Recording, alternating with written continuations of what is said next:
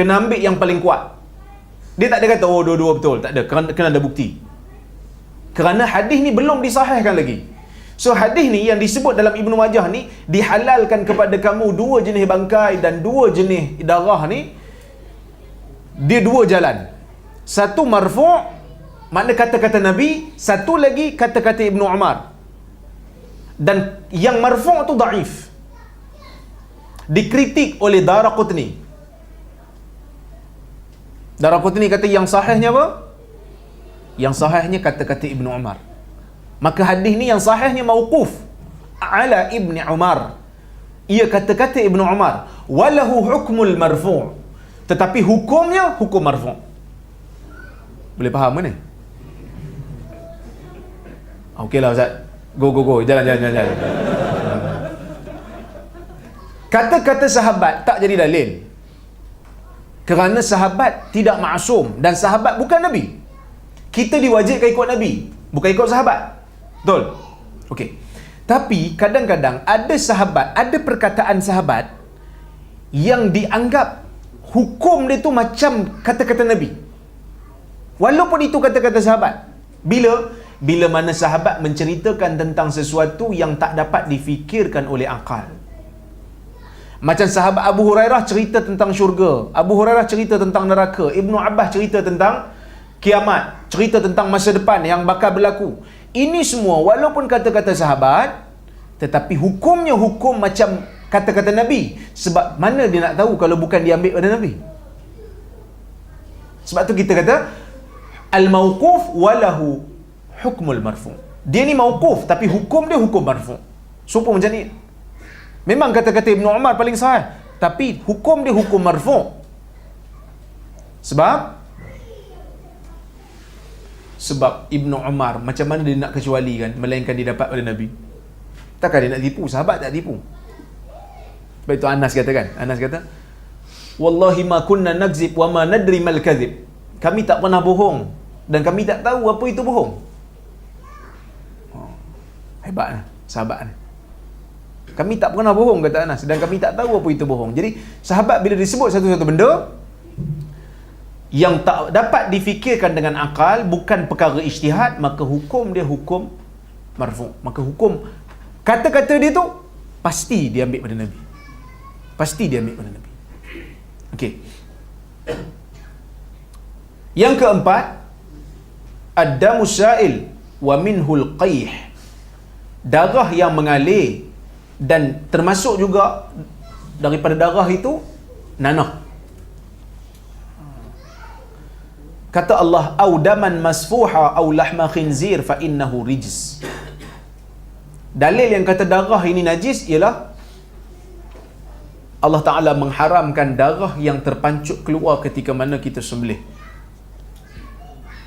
Maka darah ini najis ikut majoriti ulama.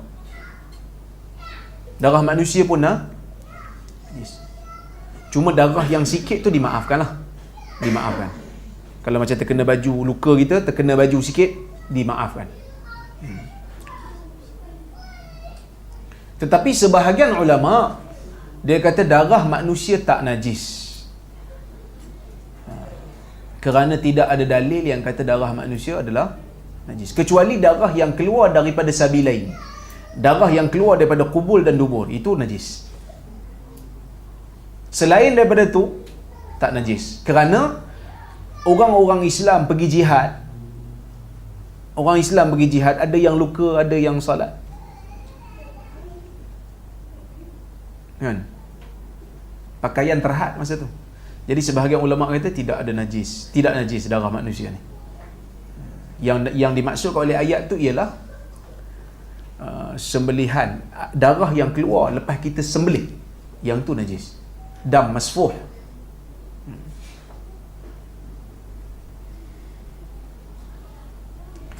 Dikecualikan daripada najisnya darah ni, dikecualikan daripada kenajisan darah ni dua benda, limpa dan juga hati. Walaupun dua tu asal daripada darah, tapi ada hadis Ibnu Umar tadi, dua jenis darah dihalalkan, iaitu limpa dan hati. Okey. Yang kelima, baulul insan wa ghaituhu. Kencing manusia dan tai manusia lah. Yang ni najis lah. Sebab itu ada dua orang yang diazab tu, salah seorang dia tak jaga, tak bersih. La yastanzihu minal baul. Dia tak cuci air kencing dia sehingga menyebabkan baju dia kotor, najis, dan solat dia tak sah. Maka air kencing manusia ni najis. Tai manusia pun najis. Okey. Wa baulul hayawan wa farthu. Air kencing haiwan dan tai-nya. Okey. Kalau ikut mazhab Syafi'i, air kencing haiwan secara umum, secara mutlak najis, termasuk tai haiwan najis. Berdasarkan hadis yang Nabi suruh Ibnu Mas'ud pergi cari batu kan, 3 biji batu, dia dapat 2, lepas tu dia bawa satu tai himar kan.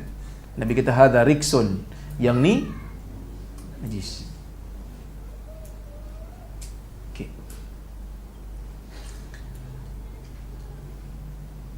Mazhab Hanbali dan Maliki. Tuan-tuan, saya sebut mazhab banyak-banyak ni tak apa. Ha? Okey, tak apa kot Pendedahan sikit lah, tak adalah kita nampak tengok orang amal lain sikit kita pelik kan. Tak adalah kita pelik sangat. Kita tahulah, ada sikit-sikit kita tahulah. Mazhab Hanbali dan Maliki mengatakan haiwan punya air kencing ni dan juga tai dia tu perlu dibahagikan kepada 2 kategori. Kategori yang pertama, haiwan yang daging dia haram. Macam babi, macam anjing. Yang ni air kencing dia dengan tai dia memang najis lah.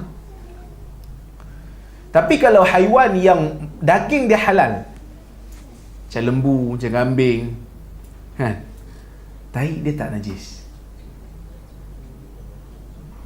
Baru dengar? Tuan-tuan baru dengar ke? Baru dengar? Ke dah dengar dah sebelum ni?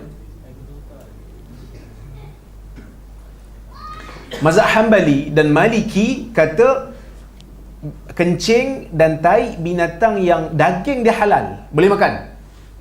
Tai lembu, tai unta, air kencing unta, air kencing lembu, air kencing kambing, yang ni tak najis. Mazhab Syafi'i kata najis.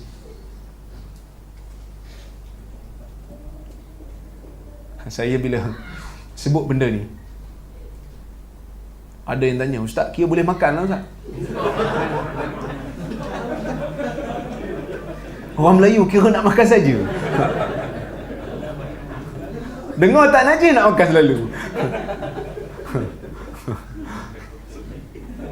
Saya kata, kalau lalu buat goreng kicap, okey lah. Tapi dia tak dengar sebab saya cakap nanti.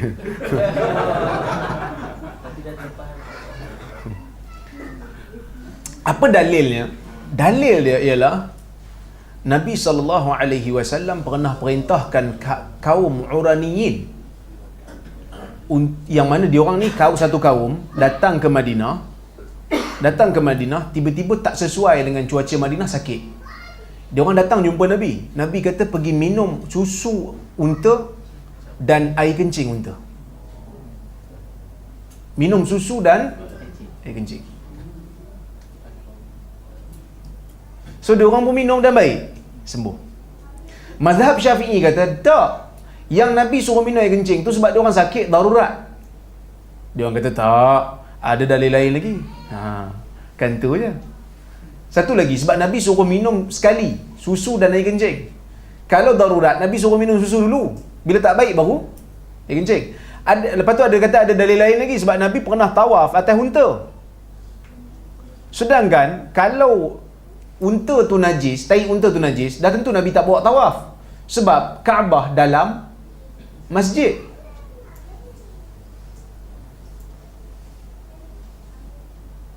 Tak boleh bawa najis masuk dalam masjid. Sebab tawaf ni kan lama kan. Unta tu mesti Kantoi kan.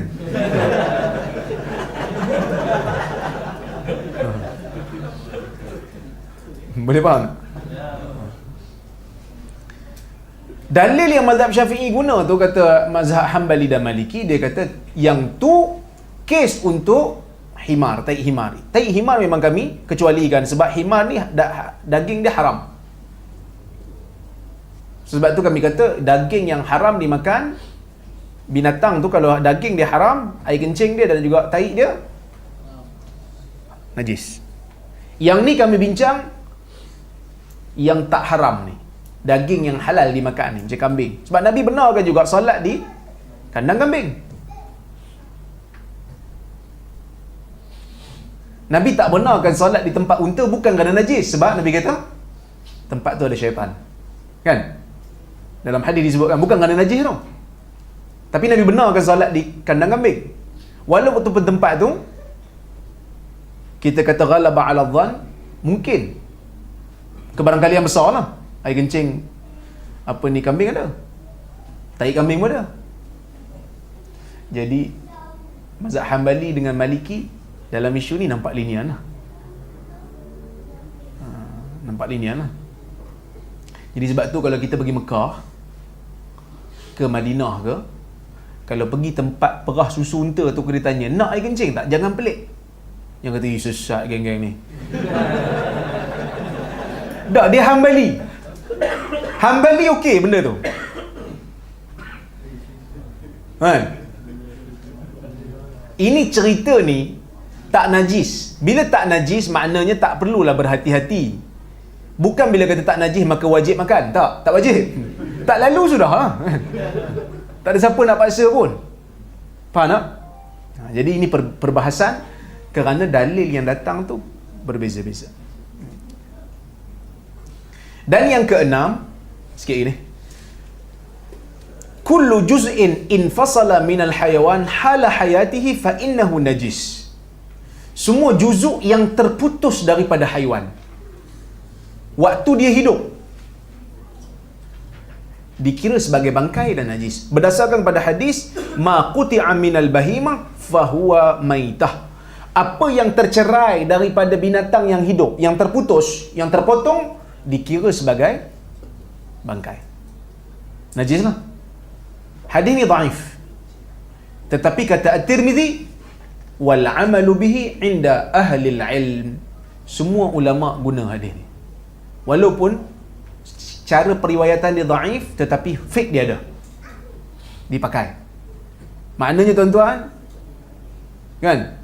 Semua yang tercerai, yang terpotong daripada binatang yang halal tu, waktu dia hidup, bangkai. Sebab tu jangan curi ekor lembu sebelum disembelih. Sebab ada kes.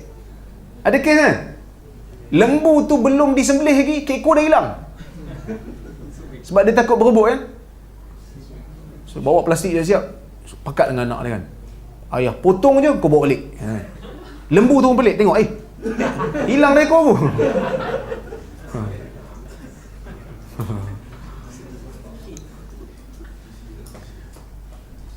Okey, dan dikecualikan daripada juzuk-juzuk haiwan ni bulu dan juga dia kata rish, sya'ar. Sya'ar ni bulu yang bulu kambing, bulu lembu, sya'ar. Macam ni lah. Dan juga rish al-hayawanat. Bulu burung yang berpelepah. Kita semua bulu kan. Arab ni kaya kan bahasa dia kan. Yang boleh dimakan dagingnya fa innahu tahir, kerana semua tu suci. Suci. Yang ketujuh, labanul hayawan ghairu ma'kulil laham. Susu binatang yang haram daging dia dimakan juga najis. Kerana daging dia najis, maka susu yang terhasil daripada daging yang najis dianggap sebagai najis. Okey. Boleh? Jadi maknanya kalau susu kucing, najis lah. Jangan pandai-pandai beli rasa kan. Alif Lam Ra. Tilka ayatul kitabil mubin. Inna